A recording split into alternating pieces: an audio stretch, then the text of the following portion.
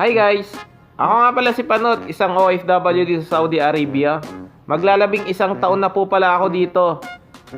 Bilang isang OFW nga po pala, marami na akong naipon, unang-una yung bilbil ko. Dati talaga, pangarap ko maging isang OFW kasi gusto kong pumuti.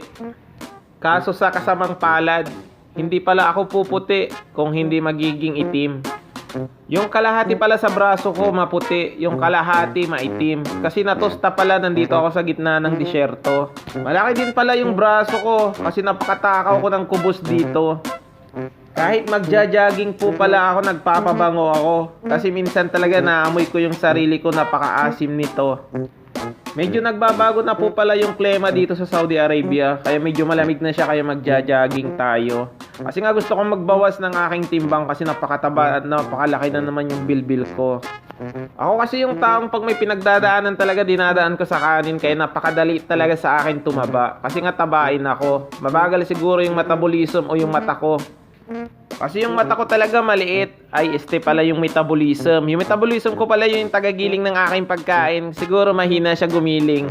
Kaya ginawa ko talaga, magpapapawis tayo for today's video. Minsan pala pag nagbibideo ako, nagiging baliw ako. Pinapalaki ko yung mata ko kahit ang lit-lit naman ito. Ayan na nga, sinuot ko na nga yung sapatos ko pamalakasan. Isang taon nang walang laba-laba kaya nangitim na siya.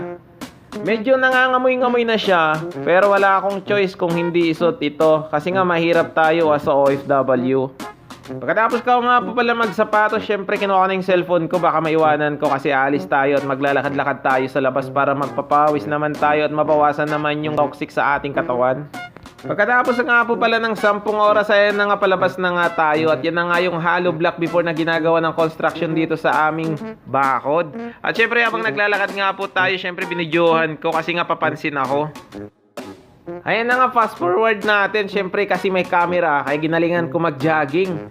Umabanti ako pagkatapos ko nga po pala umatras ako kasi nga may camera. Syempre galingan natin para naman tayo mapansin. Goal ko talaga this week talagang mabawasan ako ng 5 kilo. At syempre, dahil nagba-vlogger-vloggeran tayo, kaya every takbo ko, binibidyohan ko. Kasi nandito ka sa aking page. Kaya maraming salamat kasi nasayang na naman ang 3 minuto mo for nonsense video.